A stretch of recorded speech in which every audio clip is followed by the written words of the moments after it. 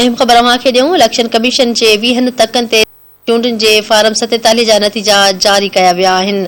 Election commission जे farm 47 returning officer जारी कया आहिनि। 21 जुलाई ताईं खटींदड़ उम्मीदवारनि जो नोटिफिकेशन जारी कयो वेंदो।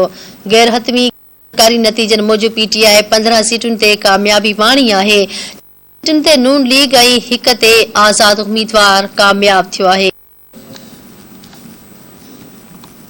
हिकु भेरो ॿीहर अव्हांखे ॾींदा हलूं। इलेक्शन कमीशन पंजाब जे 20 तकनि ते ज़िमनी चूंडनि जे फार्म 47 जा नतीजा जारी करे छॾिया आहिनि। इलेक्शन कमीशन मूजिबि फार्म 47 रिटर्निंग ऑफिसर जारी कया आहिनि।